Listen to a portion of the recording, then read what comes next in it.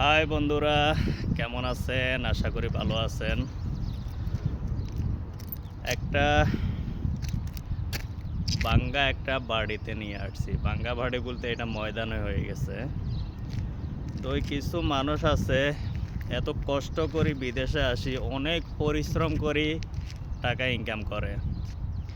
টাকা ইনকাম কইরা তাদের একটা বেতনের একটা হিসাব দিই। ওমানের কথা বলতেছি। আমি অনেক মানুষের জিজ্ঞাসা করছি ইন্ডিয়ানি। তো ১০০ রিয়াল, ১১০ রিয়াল এরকম টাকা ইনকাম করে তারা। এই যে যারা ওই যে রাস্তা টাস্তা ইয়ে করে এরা, তো এরা কি করে, এখানে অনেকগুলা গ্রুপ আসে। গ্রুপ আইসা এই যে দেখেন, এই যে আমি দেখাইতেছি, এই বোতলটা দেখেন। তো এরা কি করে, এগুলা কিনে কিনে এখানে খায়। আর শুধু একটা না, এই যে এই যে সব জাম হইয়া রয়েছে, এই সব জাম, এই যে। তো চিন্তা করেন, তারা ১-১৫০ টাকা বেতনের চাকরি করি, এই যে এগুলার দাম কমসে কম তো মনে হয় যে কি ১০ রিয়াল নাকি কত, সেটা আমি জানি না পুরোপুরি।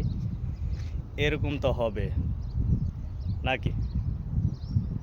তো এত কষ্ট এত পরিশ্রম করি তারা, এই টাকা ইনকাম কইরা এই মদ খাইয়া নষ্ট করে দেয়। এমন কি তারা নিজেদের ক্ষতি নিজেরাই করে।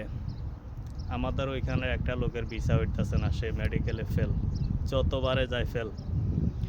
তো এই খারাপ নেশাগুলা করার কারণে কিডনি, লিভার এগুলা নষ্ট হয়ে যায়।